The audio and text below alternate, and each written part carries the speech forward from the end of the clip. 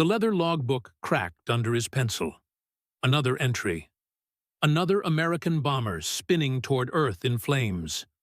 The German fighter pilot watched smoke trails mark the sky above Schweinfurt.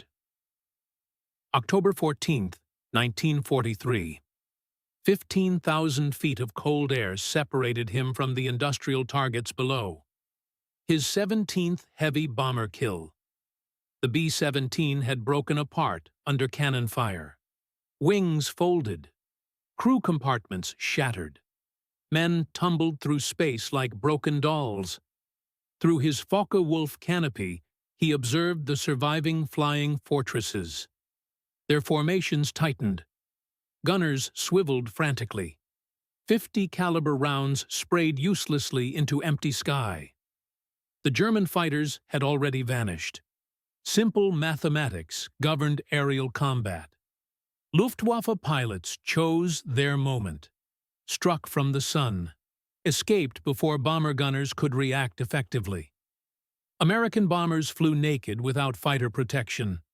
Expensive flying coffins. 211 B-17s had crossed German airspace that morning. Their target was ball-bearing production at Schweinfurt. Sunset would tell a different story. 60 bombers would never see England again. 17 more would crash land as total write-offs. The Germans called it target practice. Americans named it Black Thursday. The darkest day the 8th Air Force had ever endured. Neither side understood this moment would mark the Luftwaffe's final triumph. Within 4 months, everything would reverse completely. German fighter pilots in late 1943 had every reason for swagger. Major Wilhelm Ferdinand Galland commanded respect. Adolf's older brother knew bomber interception like a science. Major Georg Pater Eder had perfected destruction techniques. Major Walter Dahl turned American formations into death traps. They had studied bomber weaknesses for months. Refined tactics through successful combat. The standard American combat box looked impressive on paper. 18 to 21 bombers arranged in 3 dimensions, designed for massed defensive firepower. Each B-17 bristled with 13 50 caliber machine guns, every angle supposedly covered. German pilots had found the flaws. Blind spots in the nose section. Limited ammunition supplies. Most importantly, psychological breaking points under sustained attack. Hauptmann Heinz Knock commanded the 5th Group of Jagdgeschwader 11. His head-on attacks exploited the B-17's weakest defensive position. February 26, 1943, brought his first heavy bomber kill. A B-24 Liberator named Maisie fell to his guns. By October, 16 more had followed. His technique was surgical precision. Approach from 12 o'clock high. Dive through formation at 400 miles per hour. Fire a 2-second burst at cockpit and engines. Break away before top turret gunners could track targets. Statistics supported German confidence completely. The first Schweinfurt-Regensburg mission on August 17th cost 60 bombers. 16% of the attacking force destroyed. American losses were so catastrophic that deep penetration raids stopped for weeks. When operations resumed with the second Schweinfurt raid, results were even more devastating. 77 bombers lost or written off. Over 600 airmen killed or captured in one day. Major Gunther Specht commanded the 2nd Group of Jagdgeschwader 11. He developed the company front attack. 8 Focke-Wulf 190s approaching line abreast. Saturating bomber defensive fire with multiple simultaneous targets. The psychological impact was crushing. American gunners faced 8 fighters approaching at combined closing speeds of 600 miles per hour. Seconds to choose targets. Most shot at nothing in their panic. American vulnerability had simple physics behind it. No Allied fighter in 1943 possessed the range for deep German penetration. The Republic P-47 Thunderbolt served as primary escort fighter, combat radius of only 375 miles with drop tanks, enough to reach the German border. No further. The twin-engine Lockheed P-38 Lightning could fly further distances, but it suffered mechanical problems at high altitude in European cold. Engines failed regularly. Controls froze solid.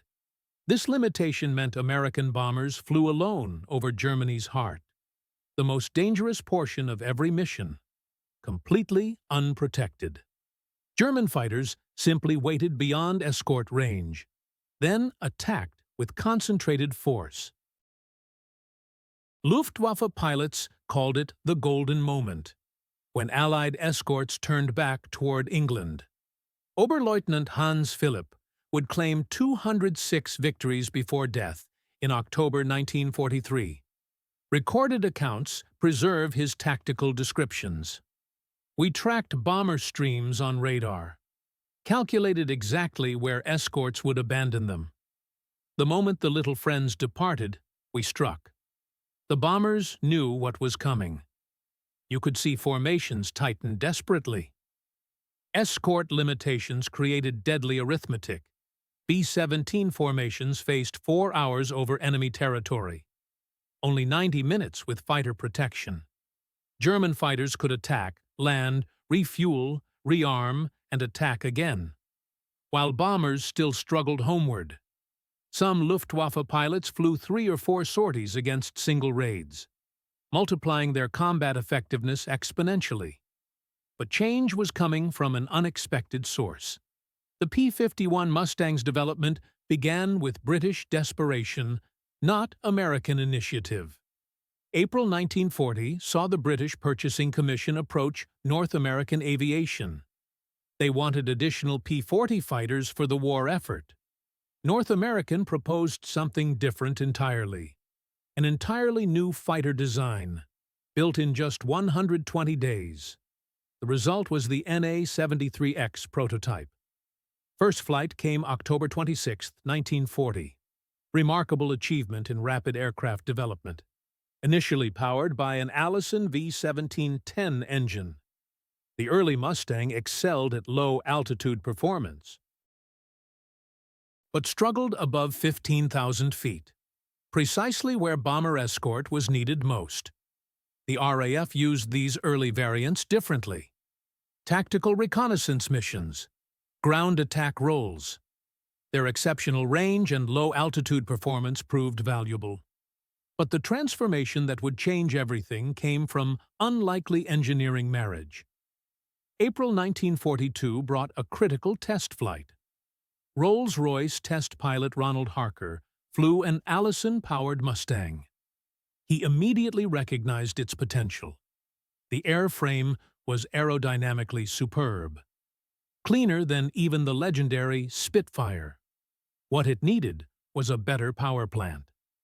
Harker proposed fitting the Mustang with a Rolls-Royce Merlin 61, the same 2-stage supercharged engine powering latest Spitfires.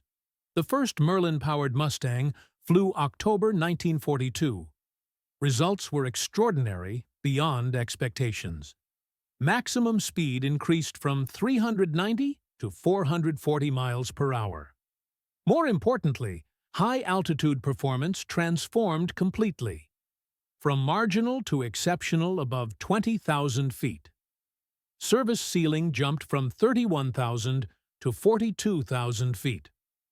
American mass production capability had married British engine technology, creating something neither nation could have achieved alone. What made the P-51B truly revolutionary wasn't just performance. It was unprecedented range capability. The secret lay in 3 critical factors. Exceptional aerodynamic efficiency from laminar flow wing design. Internal fuel capacity of 184 gallons, compared to the P-47's 305 gallons, but in much lighter, more efficient airframe, and ability to carry external drop tanks without severe performance degradation. The laminar flow wing designed by North Americans Edgar Schweinfurt maintained smooth airflow much further back along wing surface. Compared to conventional wing designs, this reduced drag by nearly 30%, translating directly into fuel efficiency improvements. While a P-47 burned 100 gallons per hour in cruise flight, a P-51 consumed only 65 gallons at identical speeds.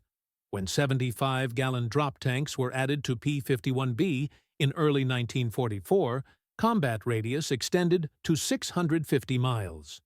With 108-gallon tanks introduced March 1944, radius stretched to 850 miles. Enough to reach Berlin. Engage in combat for 20 minutes. Return to England safely. No other single-engine fighter worldwide could match this combination. Range and performance together in one aircraft. The 354th Fighter Group received the nickname Pioneer Mustang Group. They got first P-51Bs in November 1943, based at Boxted in Essex. Technically part of 9th Air Force, but immediately tasked with supporting 8th Air Force strategic bombing missions. Their commander, Colonel Kenneth Martin, had just days to convert pilots. From P-47s to the new fighter design, Lieutenant Colonel Glenn Duncan would later command the 353rd Fighter Group. He flew one of the first orientation flights. Later recollections captured the moment. The instant I lifted off, I knew we had something special. The Mustang handled like a sports car compared to truck-like Thunderbolt.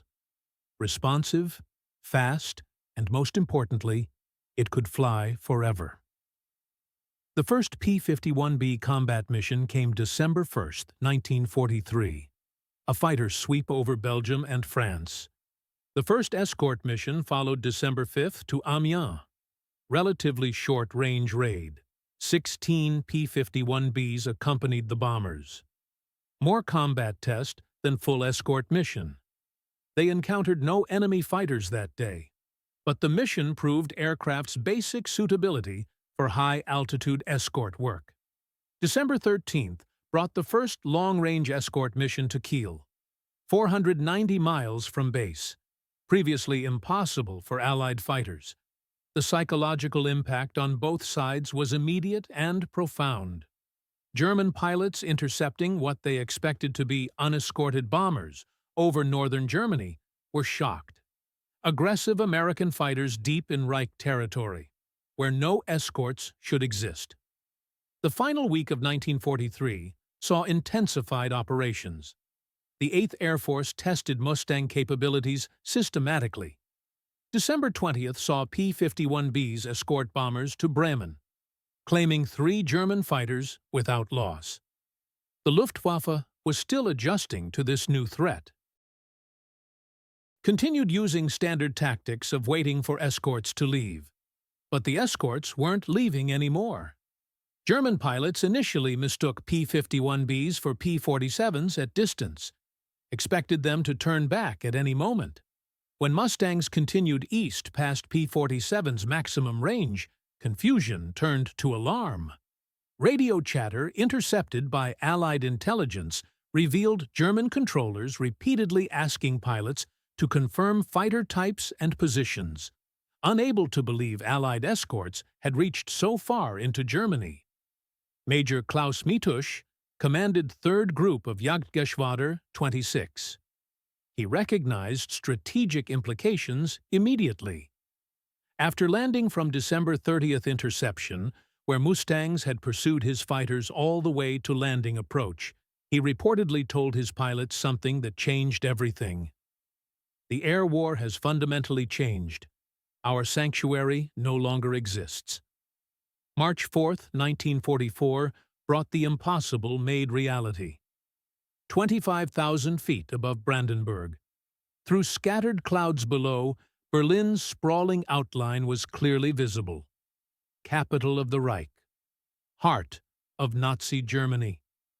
The city Hermann Göring had sworn would never see enemy aircraft. Above it, in perfect formation, flew 660 American heavy bombers. Surrounding them weaving protective patterns, were scores of single-engine fighters, bearing American markings. The first American fighter escort to Berlin represented more than tactical achievement.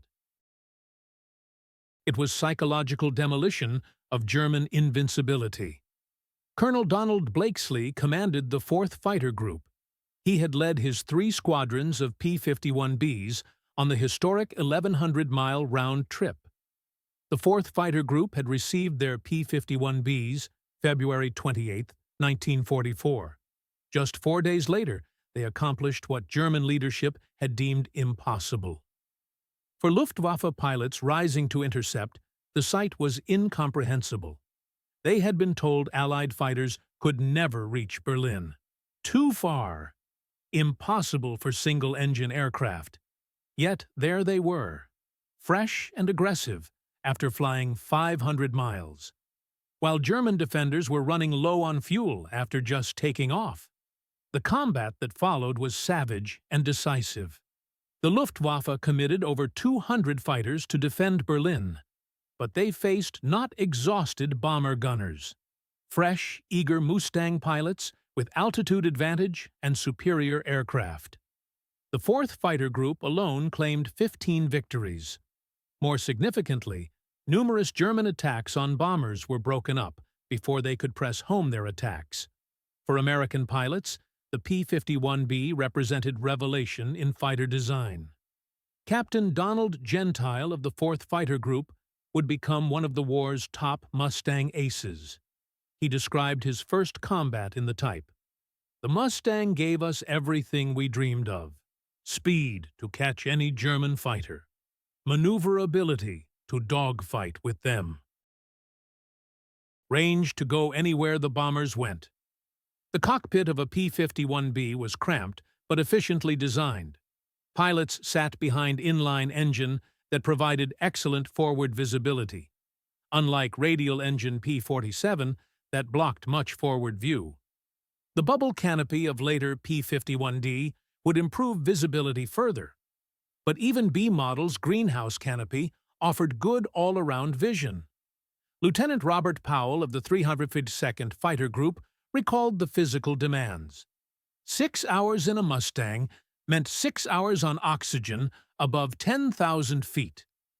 Your mouth would be cotton dry from oxygen. Your back aching from parachute and dinghy pack you sat on. Your neck sore from constantly swiveling to check for enemy fighters. But we had capability to do the job. That made all the difference. The appearance of Mustangs over Berlin triggered immediate crisis in Luftwaffe High Command. Reichsmarschall Hermann Göring initially refused to believe the reports. When confronted with proof, gun camera footage from German fighters clearly showing P-51s over the capital, he reportedly said something that has become legendary. "When I saw Mustangs over Berlin, I knew the jig was up." While this specific quote lacks primary source documentation and may be apocryphal, it captures the shock German leadership experienced. The tactical implications were absolutely devastating. Every assumption about Reich defense had been based on sanctuary of German airspace beyond escort range. Training fields, assembly areas, aircraft factories had been located in central Germany, specifically because they were thought safe from fighter attack. Now American fighters could strafe airfields near Prague, engage German fighters over Munich, escort bombers to any target in the Reich. Major Günther Röhl, one of Germany's top aces with 275 victories, recognized the strategic shift immediately. The Mustang didn't just extend the bomber offensive, it transformed it completely. We could no longer choose when and where to fight.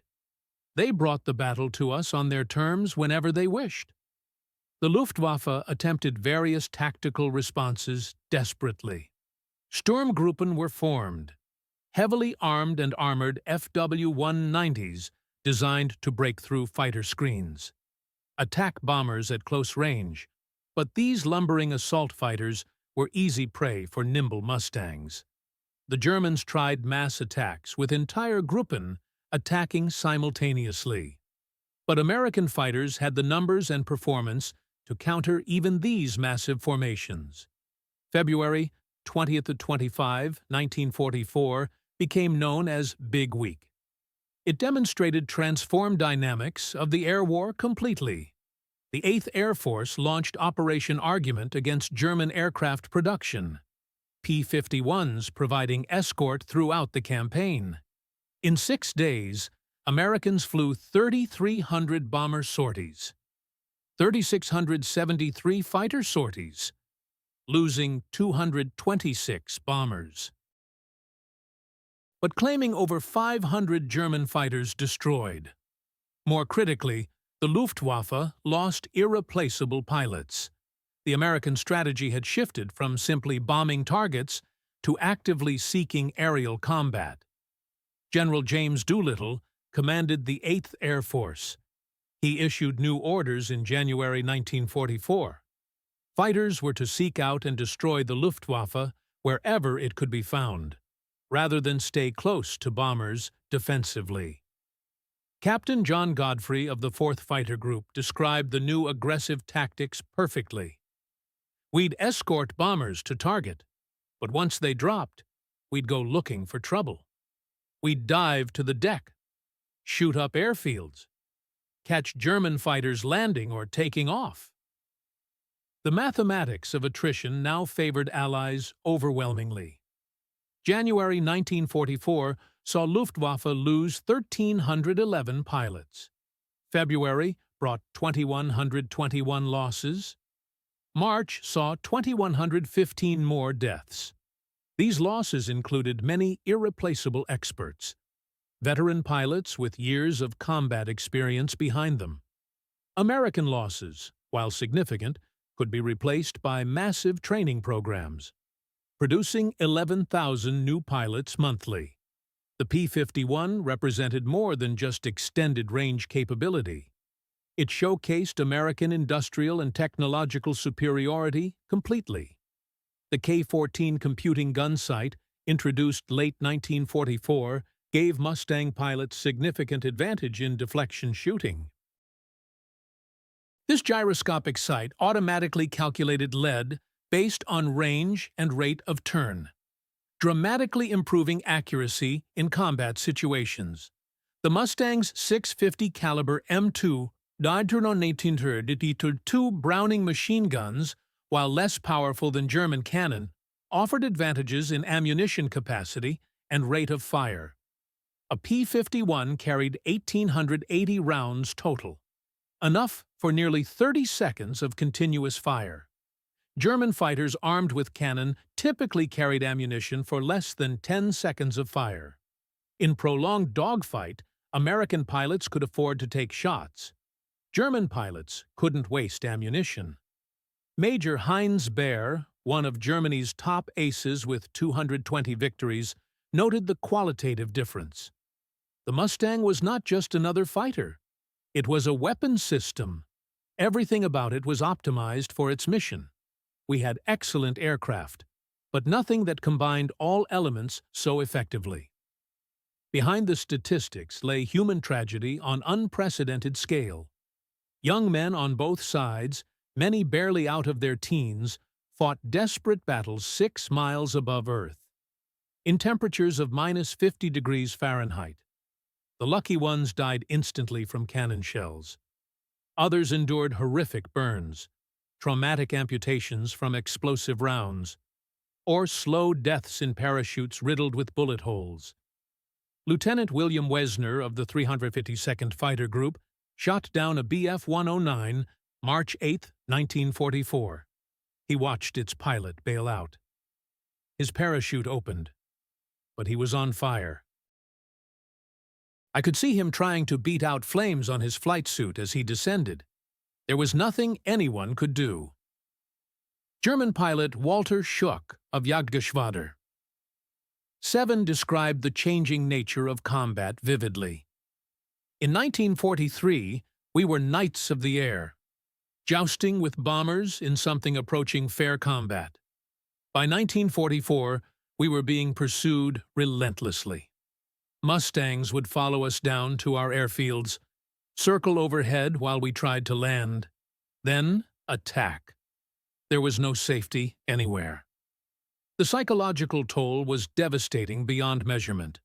Luftwaffe pilots who had been confident in 1943 became increasingly fatalistic by mid-1944.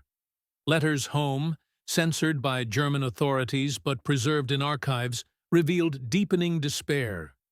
One pilot wrote in April 1944, "We take off knowing most of us won't return. The Americans are everywhere, always above us, always with more fuel, more ammunition." As spring turned to summer in 1944, Mustang's range enabled strategic campaign that would cripple German war machine. The systematic destruction of oil production facilities. Synthetic oil plants at Leuna, Pulitz, and Brux, previously beyond escort range, now faced regular precision attacks. With full fighter protection, the impact was catastrophic for the Luftwaffe specifically. Aviation fuel production fell from 175,000 tons in April 1944 to 30,000 tons in July, just 10,000 tons in September. Training flights were curtailed drastically, then eliminated entirely.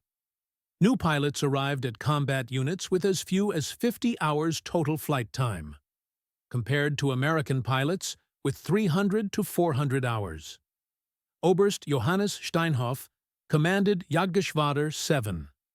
He described the crisis perfectly. "We had the world's first operational jet fighter, the Me-262, capable of 540 miles per hour. But we could barely fuel them for combat missions. I watched helplessly as dozens of these superb aircraft sat idle, while Mustangs roamed freely overhead." June 6, 1944, demonstrated complete reversal of air superiority. On D-Day, the Luftwaffe managed only 319 sorties over France, compared to 14,674 Allied sorties. Only 2 German fighters appeared over invasion beaches. Mustangs and other Allied fighters had established such dominance that invasion proceeded under aerial umbrella, virtually unchallenged by German aviation. Oberstleutnant Josef Priller commanded Jagdgeschwader 26. He flew one of those 2 sorties with his wingman, Unteroffizier Heinz Wodarczyk, making single strafing run along Sword Beach. Priller later described the mission as suicide disguised as duty. They survived only because Allied fighters were too surprised to react, to the lone pair of FW-1190s making their desperate run. The Mustang's role extended beyond escort to active fighter bombing missions. P-51 pilots became expert at train busting, destroying locomotives with their 50-caliber guns. Single Mustang could carry 2 500-pound bombs, or 10 5-inch rockets in addition to guns, making it formidable ground attack aircraft. Captain Charles "Chuck" Yeager, who would later break sound barrier, flew P-51s with 357th Fighter Group. October 12, 1944, he shot down 5 Bf-109s in single mission. But he also described moral complexity of the campaign. "We went from protecting bombers to attacking anything that moved. We'd strafe trains knowing they might be carrying civilians. It was total war. The Mustang gave us capability to take that war anywhere in Germany." Germany's technological response came in revolutionary jet fighters. The Messerschmitt Me-262 and rocket-powered Me-163 Comet. The Me-262, capable of 540 miles per hour, was nearly 100 miles per hour faster than P-51D. In hands of experienced pilots, it could slash through bomber formations, escape before Mustangs could react effectively. Yet even these technological marvels couldn't reverse the tide of war. Adolf Galland, flying Me-262 with JV-44 in 1945, shot down 7 aircraft, but recognized the futility completely. We were like a few tigers facing hundreds of wolves. For every Me-262, Americans had 50 Mustangs, and Mustangs could loiter over our airfields, attacking jets when they were most vulnerable, during takeoff and landing. The jet engines of 1944-45 were temperamental machines, requiring careful throttle management and long runways.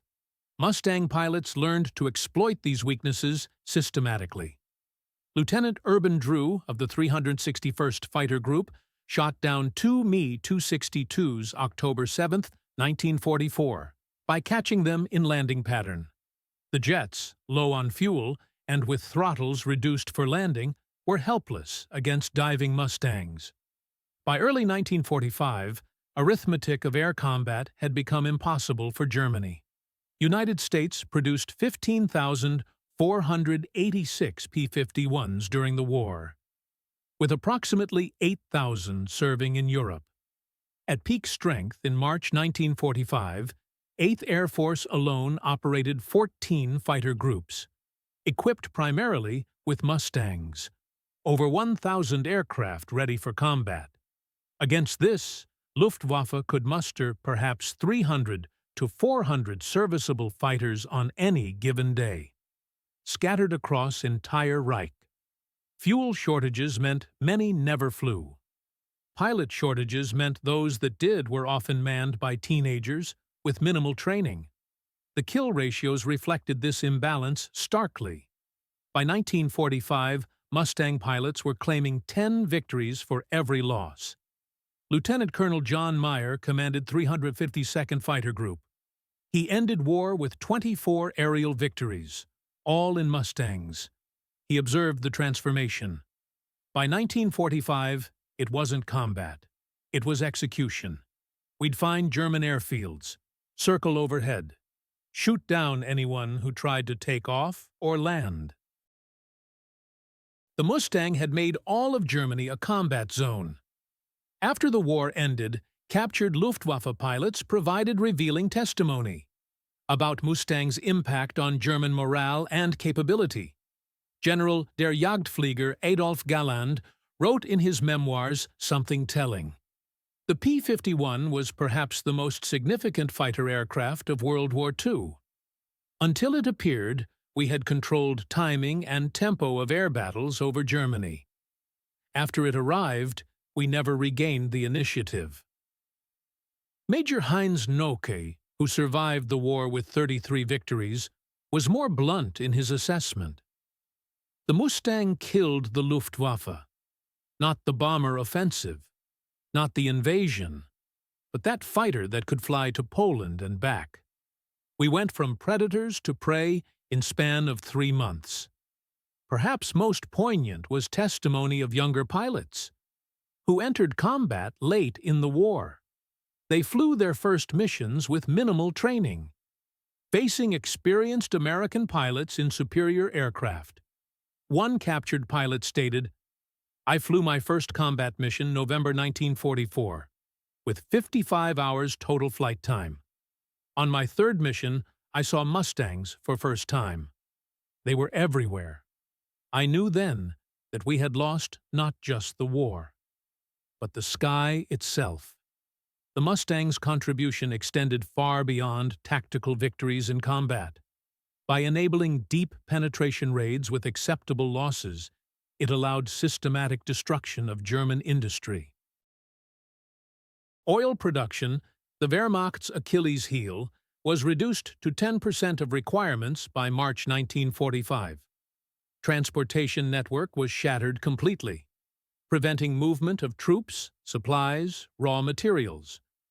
Aircraft production, though maintained at high levels through dispersal, became meaningless when there was no fuel to fly planes or trained pilots to man them. General Karl Spaatz commanded United States strategic air forces in Europe. He stated, "The P-51 was the decisive weapon system of European air war. It made possible the daylight bombing campaign, the invasion of Europe, the systematic destruction of German military power. Beyond strategic impacts, they produced profound human transformation. German pilots, who had entered combat in 1943 as confident warriors, emerged from war, if they survived, as changed men. Many spoke of specific moments when they realized war was lost, almost always connected to their first encounter with Mustangs deep over Germany. Some German pilots experienced different transformation entirely, from enemy to admirer of American capability. Many Luftwaffe veterans, after witnessing American material superiority and humane treatment of prisoners, questioned everything they had been told about their enemies. The contrast between Nazi propaganda and reality proved devastating, to morale and ideology alike. The P-51 represented watershed in fighter design philosophy, influencing aircraft development for decades afterward. Its laminar flow wing demonstrated potential for dramatic drag reduction. Integration of British engine technology with American airframe design established model for international cooperation that would continue through NATO and other alliances.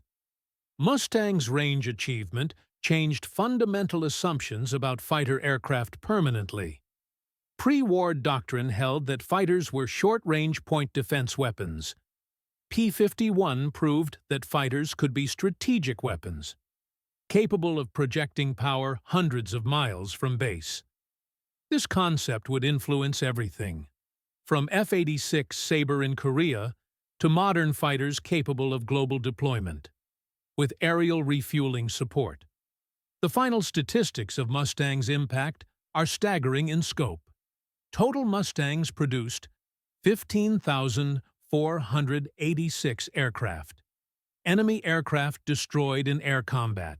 Europe, 4,950. Enemy aircraft destroyed on ground, 4,131. Locomotives destroyed, over 9,000. Combat sorties flown, over 213,000. Combat hours accumulated, over 1,340,000. Operational losses, 2,520. The kill-to-loss ratio in air combat exceeded 11-to-1, unprecedented in aerial warfare history. But true impact can't be measured in statistics alone. The Mustang broke Luftwaffe's will to fight, enabled invasion of Europe, shortened war by months, if not years. The transformation from German laughter at unescorted bombers to complete aerial impotence occurred with stunning rapidity. October 1943 saw Luftwaffe control skies over Germany, shooting down bombers at will. March 1944 brought Mustangs escorting bombers to Berlin. June 1944 found Luftwaffe combat ineffective. April 1945 saw it cease to exist as fighting force. This transformation wasn't gradual decline, it was catastrophic collapse. The Luftwaffe didn't slowly fade away, it imploded. Appearance of Mustangs deep over Germany triggered cascade of defeats, from which recovery proved impossible. Each lost pilot couldn't be adequately replaced. Each destroyed aircraft reduced training capability. Each successful escort mission emboldened Allied planners to strike deeper, harder, more frequently. German pilot losses tell the complete story. 1943, 2,967 pilots lost. 1944, 12,370 pilots lost. 1945, January to May, 4,238 pilots lost. Average pilot experience plummeted accordingly. 1943, 250-plus flight hours before combat. Early 1944, 150 hours. Late 1944, 80 hours. 1945, 40 to 50 hours. Perhaps Mustang's greatest achievement was psychological warfare. It shattered myth of German technological superiority, demonstrated American industrial capability, proved that democracy could produce better weapons than dictatorship. German pilots, who had laughed at American bombers in 1943, were by 1945 refusing to fly. suicide missions against Mustang-escorted formations. Young Luftwaffe pilots indoctrinated in Nazi ideology experienced cognitive dissonance when confronting American material superiority. Everything they had been taught about racial superiority was wrong. About German technical prowess was false. About American weakness was contradicted by elegant, powerful fighter that dominated their own homeland. In 1985, 40 years after war's end, American and German fighter pilots met at reunion in San Antonio, Texas. Conversations revealed lasting impact of Mustang on both sides. Colonel Clarence "Bud" Anderson flew 116 combat missions in Mustangs, scored 16 and 1/4 aerial victories. He sat across from Oberst Gunther Rall, Germany's third highest scoring ace. Rall raised his glass and said, "To the P-51 Mustang, the fighter that won the air war. We had excellent aircraft, superb pilots. We're fighting over our homeland. But you had the Mustang. That made all the difference."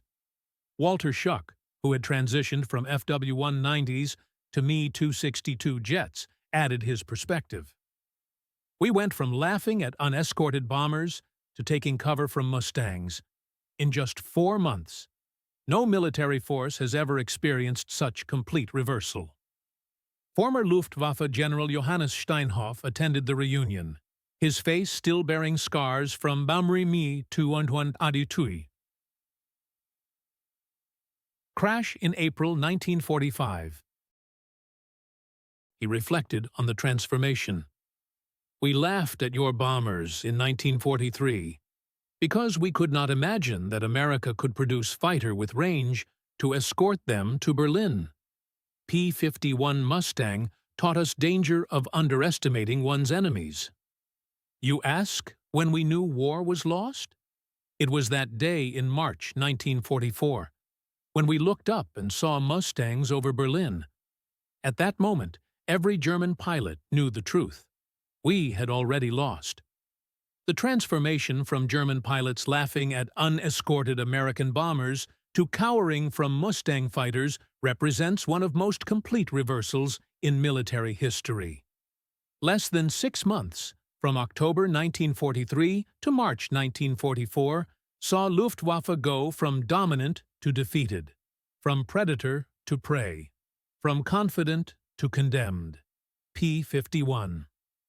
Mustang was catalyst for this transformation, but it represented something much larger: American industrial might, democratic cooperation between allies, power of technological innovation driven by necessity rather than ideology. German pilots, who had been taught that American democracy made the nation weak, discovered instead a society capable of unprecedented unity and production. The laughter of German pilots in October 1943 was based on reasonable assessment of technical limitations. No single-engine fighter had ever demonstrated range necessary to escort bombers from England to Berlin and back. What they failed to anticipate was American problem-solving capability. Successful marriage of American and British technology. Industrial capacity to produce thousands of superb fighters in months rather than years. When Mustangs appeared over Berlin March 4, 1944, the laughter stopped forever.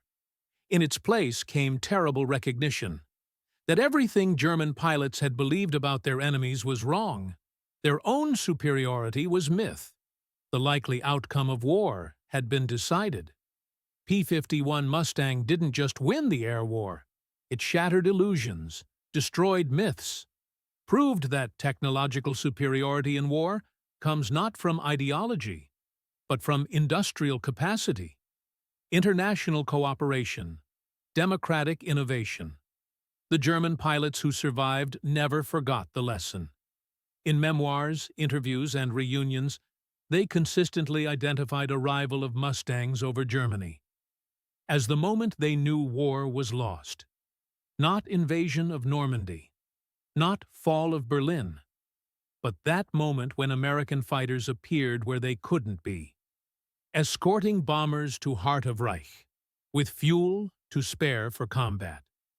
P-51 Mustang remains, 79 years later, ultimate symbol of American aerial supremacy in World War II. Aircraft that silenced the laughter, ended Reich's mastery of its own skies. German pilots who laughed in October 1943 learned by March 1944 that they had laughed too soon. By May 1945, most were no longer alive to regret their premature confidence. In the end, the story teaches danger of underestimating one's enemies. Power of industrial democracy. Transformative impact single weapon system can have on course of history. Mustang proved that in modern industrial warfare, courage and skill, while necessary, are not sufficient. Victory belongs to those who can produce the most. Train the best. Innovate the fastest. The transformation was complete, irreversible, devastating. The laughter had become silence. P-51 Mustang had written its name across skies of Europe as the fighter that ended Luftwaffe's dominance, and with it, Nazi Germany's hopes for victory.